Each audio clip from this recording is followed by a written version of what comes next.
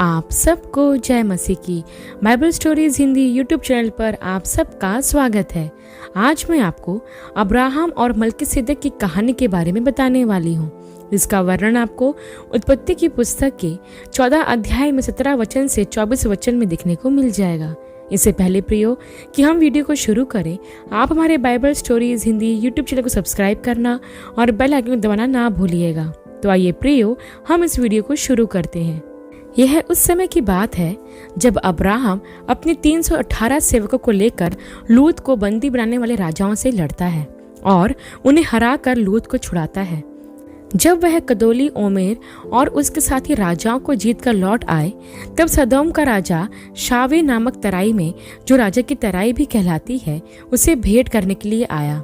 तब शालेम का राजा मल्कीसेदेक, जो परम प्रधान ईश्वर का याजक था, रोटी और दाखमधु ले आया और उसने अब्राहम को यह आशीर्वाद दिया, परम प्रधान ईश्वर की ओर से, जो आकाश और पृथ्वी का अधिकारी है, तू धन्य हो और धन्य है परम प्रधान ईश्वर, जिसने तेरे द्रोहियों को तेरे वश में कर दिया है।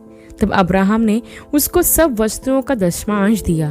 तब सदोम के राजा ने अब्राहम से कहा, प्राणियों को तो मुझे दे और धन को अपने पास रख।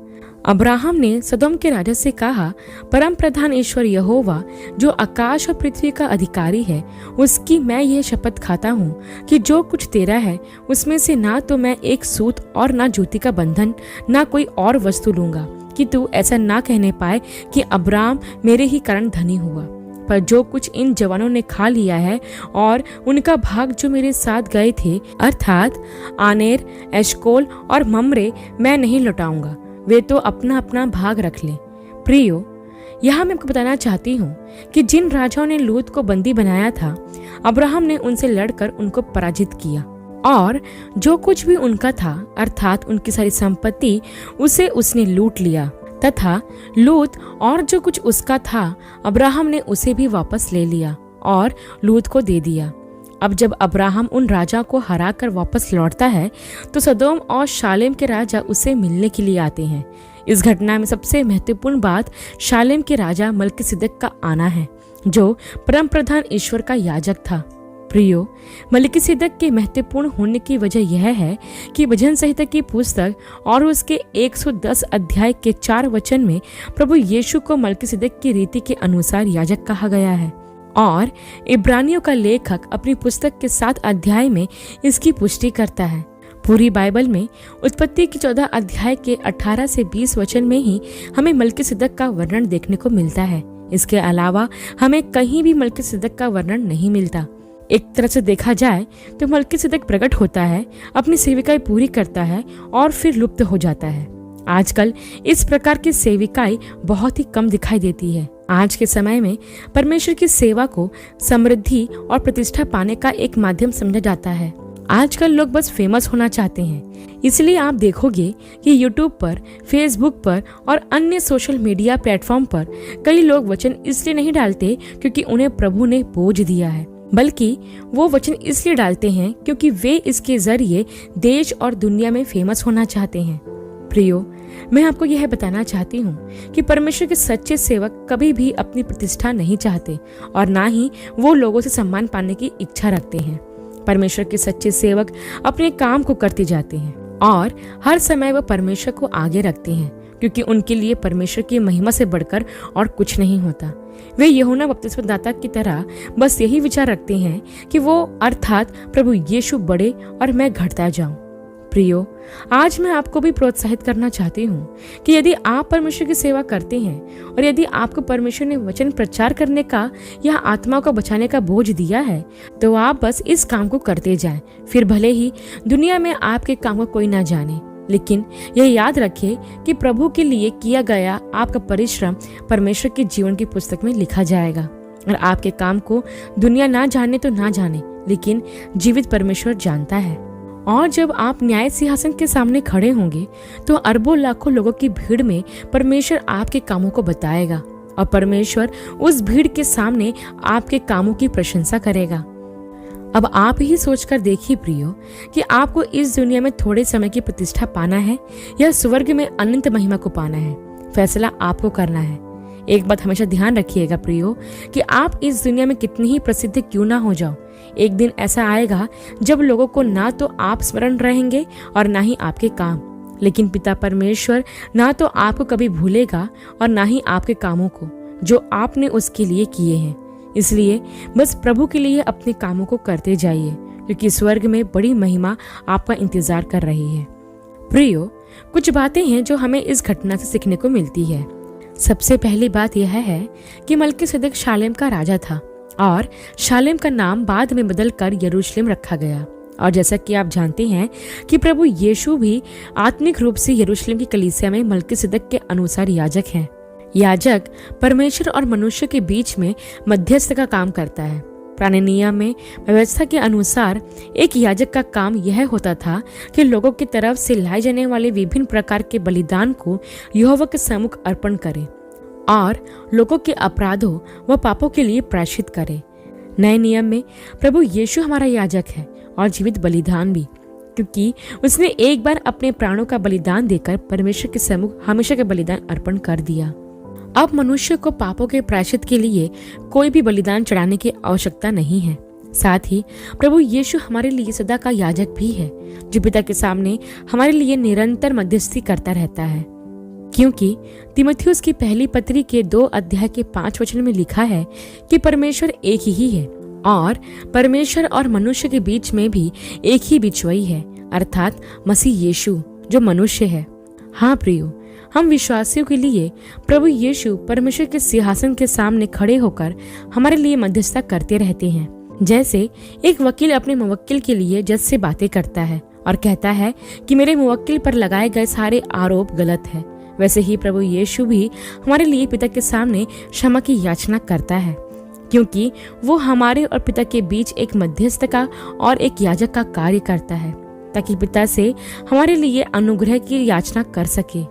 इसके बाद हम यह देखते हैं प्रियो कि जब मल्कीसेदेक अब्राहम से मिलने आया तो वो अब्राहम और उसके सेवकों के लिए खाना लेकर आया।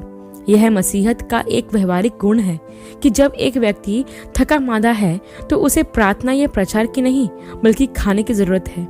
एक भूखे व्यक्ति को खाना देने से ज्यादा आत्मिक कुछ नहीं है।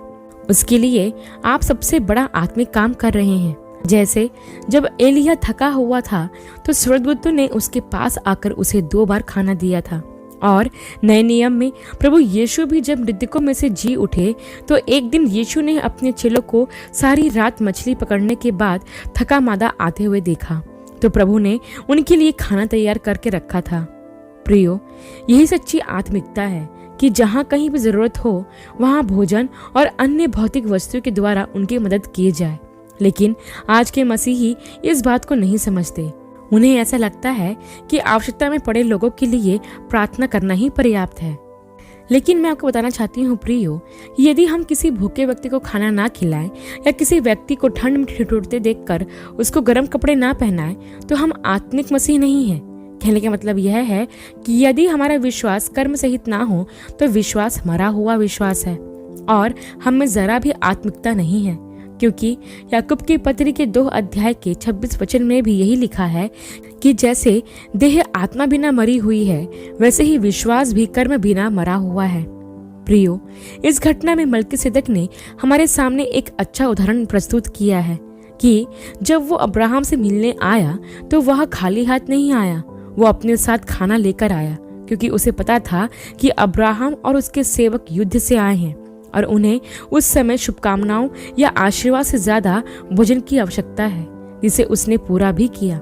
हमारे मसीह जीवन में भी प्रभु इस प्रकार के सेवा को देखना चाहते हैं।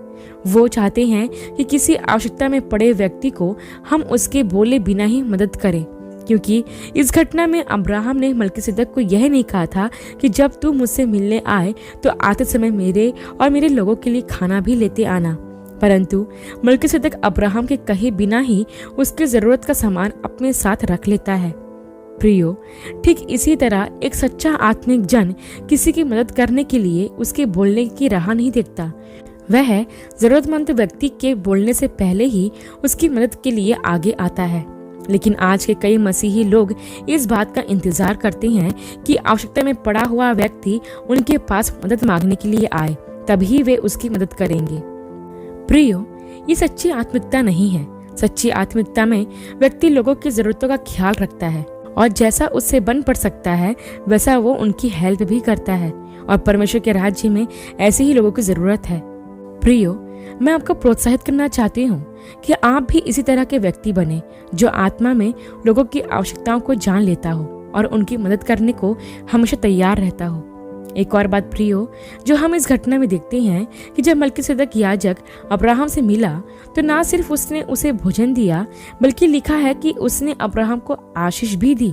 उसने कहा कि स्वर्ग और पृथ्वी के सृष्टिकर्ता परम प्रधान परमेश्वर की ओर से अब्राहम धन्य हो। उसने अब्राहम को यह भी याद दिलाया कि परमेश्वर स्वर्ग और पृथ्वी का मालिक है, इसलिए उसे युद्ध में मिले सोने और चांदी को नहीं लेना चाहिए। एक तरह से वो अब्राहम को लालच करने से बचा रहा था। उसने अब्राहम से यह कहा कि परम प्रधान परमेश्वर धन्य है जिसने तेरे शत्रुओं को तेरे वश में कर दिया। उसे गर्व अर्थात घमंड करने के पाप से भी बचाया। मल्कीसेदक ने अब्राहम को 2 पाप करने से बचाया, एक था लालच और दूसरा है घमंड। हम देखते हैं प्रियो कि जब सदोम के राजा ने अब्राहम से कहा कि इस धन को जो उसे लूट में मिला है उसे वो अपने पास रख ले, तो अब्राहम ने ऐसा करने से साफ इनकार कर दिया, क्योंकि अब्राहम यह नहीं चाहता था कि सदोम का राजा यह न समझे कि वह उसके कारण ही धनी हुआ है। अर्थात अब्राहम चाहता था कि उसके पास जो भी हो वो सिर्फ यहोवा परमेश्वर की ओर से ही मिले। इसका एक कारण यह भी था कि अब्राहम जानता था कि सदोम एक भ्रष्ट और ईश्वर रहित शहर है, और ऐसे शहर का कुछ भी लेना या उससे कुछ भी रिश्ता रखना उसके जीवन को तथा परमेश्वर के साथ उसके संबंध को खराब कर सकता है। इसलिए उसने लूट में मिले हुए धन का एक अंश भी नहीं रखा। कहने का मतलब यह है कि उसने इस नाश होने वाली धन के प्रति अपनी कोई भी अभिलाषा प्रकट नहीं की। ठीक इसी तरह हमें भी अपने इस सांसारिक जीवन में नाश होने वाले धन के प्रति कोई भी अभिलाषा नहीं रखनी चाहिए। हमें जितना परमेश्वर ने दिया है उतने में ही आनंद करना चाहिए और उसके लिए परमेश्वर का धन्यवाद करना चाहिए। यही नहीं प्रियो, अब्राहम को मल्कीसेदक ने घमंड करने के पाप से बचाया। नहीं तो अब्राहम इस बात में फूल सकता था कि मैंने मात्र 318 सेवकों के साथ जीत हासिल की है, या वो अपनी इस विजय के कारण अभिमान से भर जाता। लेकिन ठीक समय पर मल्कीसेदक ने उसे याद दिलाया कि युद्ध में विजय उसे यहोवा की ओर से ही मिली है। वैसे ही प्रियो, हम भी कभी अपने जीवन में अपनी किसी उपलब्धि पर या अपने किसी कार्य पर जिसमें हम सफल हुए हैं घमंड ना करें। हमें एक बात हमेशा याद रखें कि हमें चलाने वाला, बुद्धि देने वाला और हमारी सहायता करने वाला हमारा परमेश्वर है, और वो परमेश्वर ही है जिसकी बदौलत हम इस संसार में जी रहे हैं।